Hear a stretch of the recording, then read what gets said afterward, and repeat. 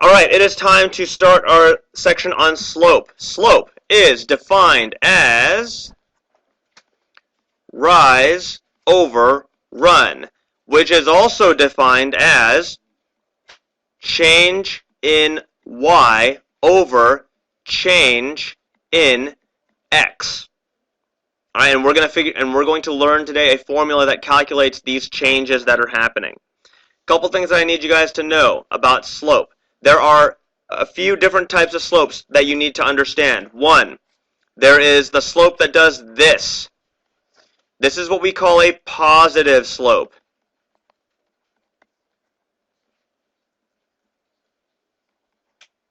Because it rises. This here is what we call a negative slope. Because it falls. Right? As we read from left to right, it's going to rise or fall. Right, Chris? Yeah. Good. The next one is what we call a zero slope. And that is because it is horizontal. And the last one is what we call an undefined slope. And that's because it is vertical. Take a second and copy that down, please.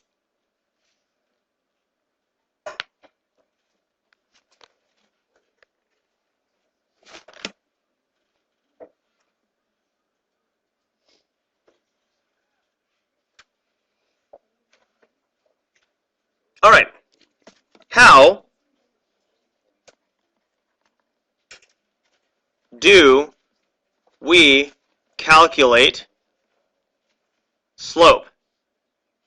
Kenna, Chris, you're starting to make me wonder if you guys should be sitting together.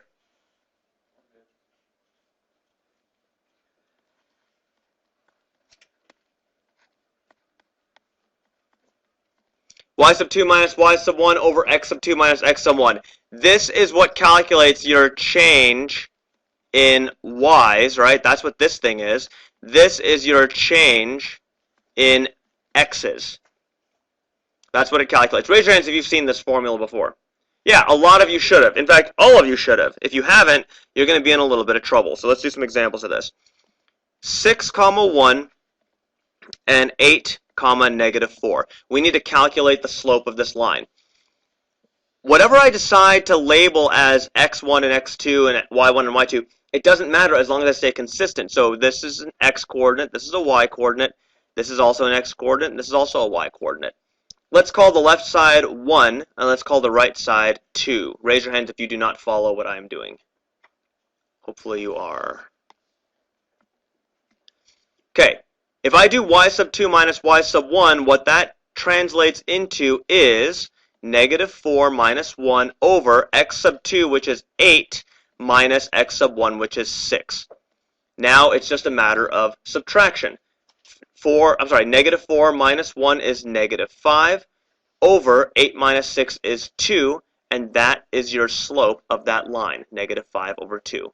Raise your hands if you have any questions about this problem. Just calculating slope, that's all you're doing. Negative 6, negative 5, 4, 1. Again, plugging and chugging is all we're doing. So I'm going to go 1 minus negative 5 over 4 minus negative 6. Max, how you doing? Good. Chief, you all right? 1 minus negative 5. What is 1 minus negative 5?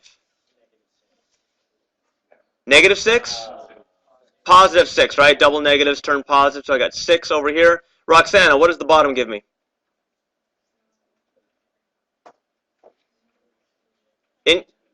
Negative 2? Anyone have a differing opinion? Max? 10. And then we reduce it into, they both divide into 2. It looks like I get 3 over 5. Roxana, focus. All right, let me give you guys a few of these to do on your own.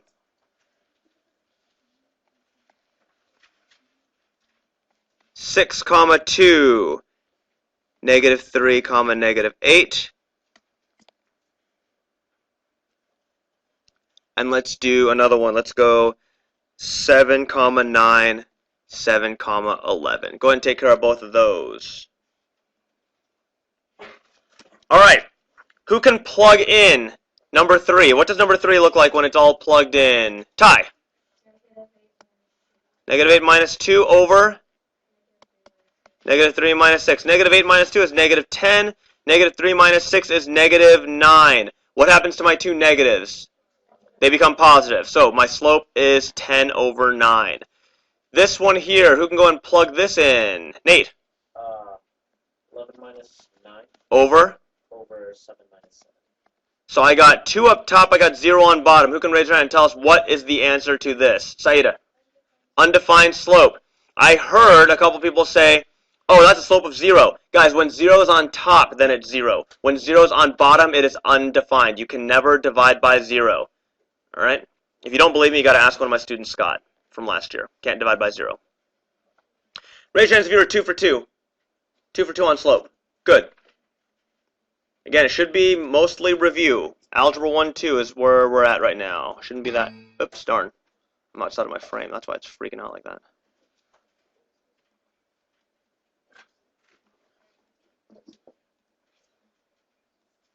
Okay.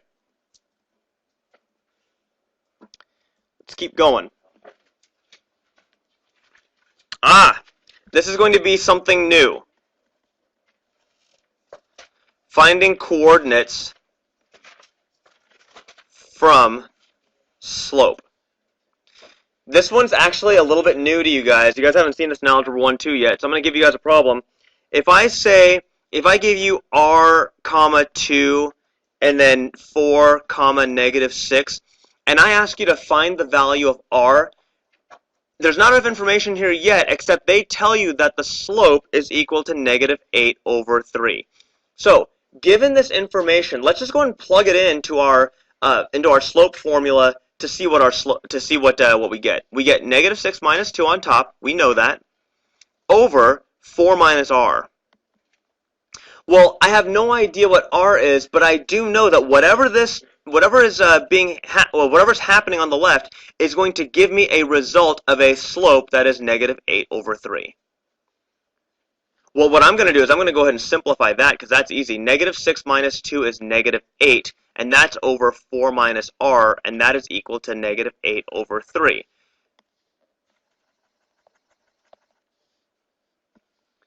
From here, I have a fraction equaling a fraction. Who remembers from Algebra 1? How do I deal with a fraction equaling a fraction? Chris? Cross multiply.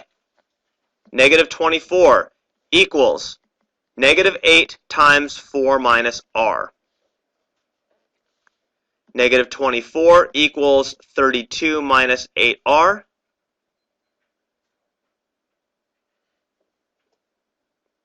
So I'm going to go and subtract 32 from both sides.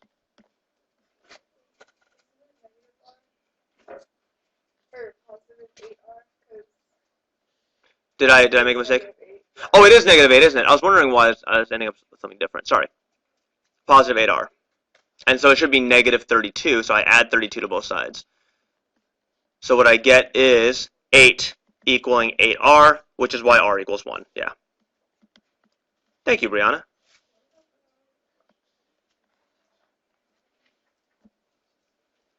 Questions on that problem? Yeah, Gabby. You have to show the process, because it's not always going to be that simple. It just so happens that because the numerators were the same, right? But if I gave you something like, say, number 2 here, if I say r, comma 6 and 8, comma 4, and I give you a slope of, say, 7 over 2, if the numerators aren't the same, then you have to do the process. It just so happens that the numerators were the same on this one. So let's try again. So we got 4 minus 6 over 8 minus r equals 7 over 2.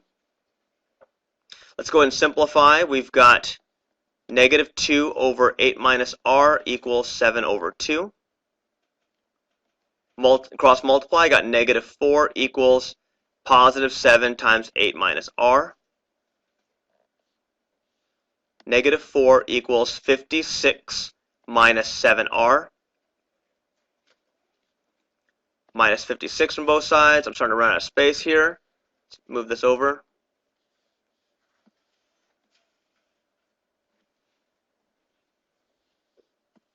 So I get negative 60 equals negative 7r.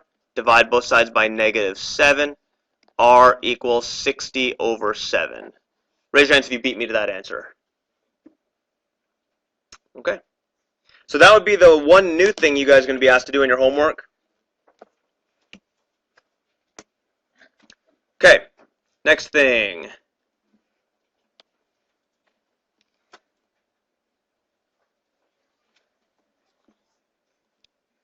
Pretty easy. Identifying slope from an equation is pretty simple.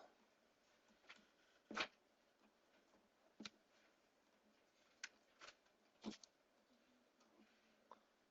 see, finding coordinates. How about finding coordinates from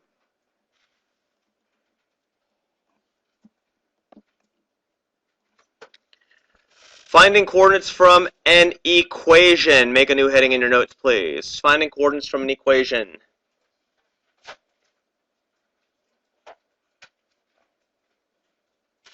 So if I give you something like, say, 2x minus y equals 4, right now the slope isn't exactly clear, but we know a form that we can convert this into to give us the slope. That would be subtracting 2x from both sides.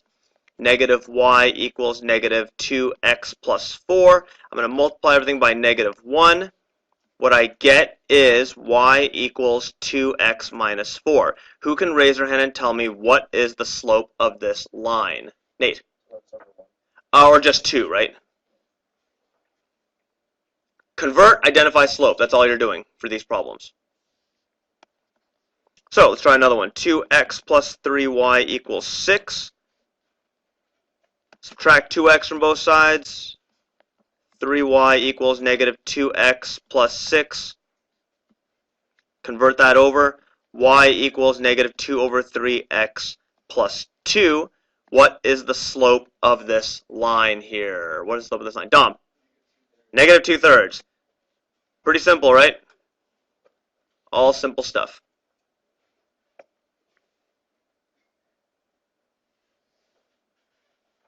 Questions on this? Am I going too fast, Jacqueline?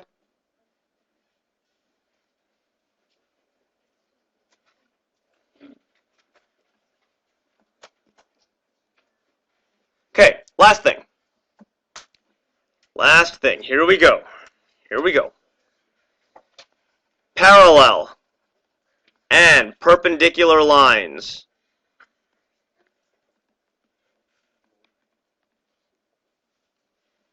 Parallel and perpendicular lines. All right. A couple things you got to know. Parallel lines.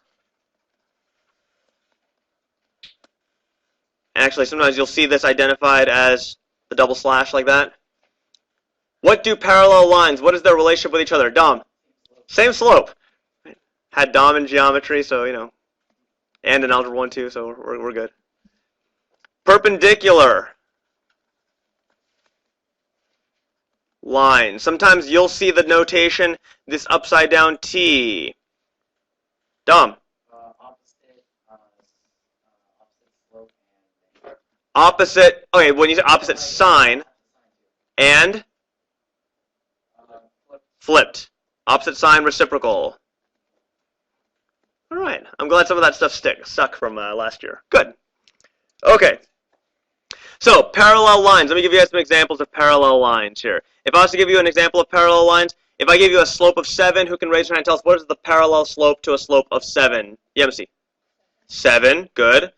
What would be, whoops, let me get rid of that other thing.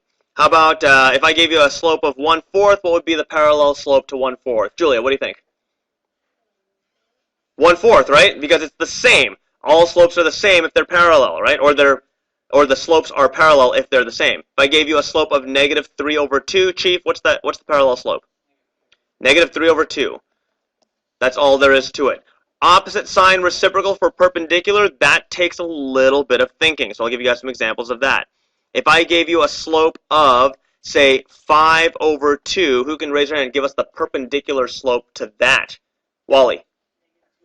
Negative 2/5. Sounds good. If I gave you a slope of, say, negative 3/4. What is the perpendicular slope, Matthew? 4/3. Positive 4/3. Good. If I gave you a slope of 5, what is the perpendicular slope to that? Yemisi? Negative 1/5. Raise your hands if you do not understand perpendicular lines. Or if I'm moving too fast for you. Okay. Cool. All right. Here's what they're going to ask you to do in your homework today or tonight. Max, how you doing? Good? All right. They're going to tell you to graph a line. Oops. Passing through these coordinates, say 2, 6, and it's going to be parallel to, say, y equals 2/3 x minus 14. All right? Okay. If the slope you're looking for is parallel, who can raise their hand and tell us what is the slope that you are interested in? Chris. 2/3, because it's parallel, so it's got to be the same. So let's graph it. We know it's got to pass through 2, 6, so 1, 2, 3, 4, 5, 6, 7, 1, 2, 3, 4, 5, 6. It's got to pass through 2, 6, so it's going to be right here.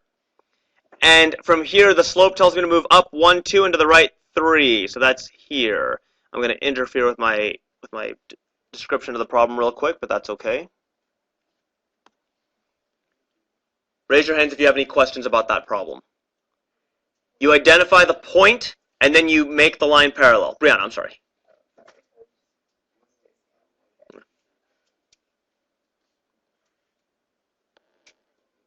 Okay. Let's do another one. How about one that passes negative 4, 1, and is perpendicular to y equals negative 3/2x. Oh, no, I don't want that because that's the same slope as the other one. Let's say negative 4x plus 6. Okay, it's perpendicular to this equation here. So what is the slope that I am actually interested in? Gabby? Positive 1/4. And it's going to pass through this negative 4, 1. So let's go ahead and draw our graph here.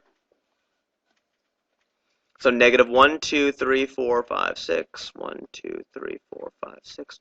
Go ahead and just draw out your graph here. So it passes through negative 4, up 1. And its new slope is 1/4. So it's going to be up 1 to the right, 1, 2, 3, 4 here. And that is your line.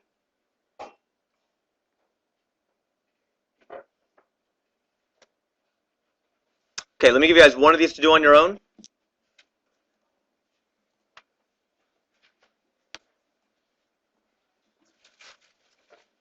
Okay. I'm going to say passes. This is number 3 here. Passes the origin. And it's perpendicular to y equals negative 3x plus 4. What is this origin that I speak of? I didn't give you a set of coordinates, and yet I did. Who can raise their hand? What's the origin? Brianna? 0, 0. Right? Take that. Give that a shot.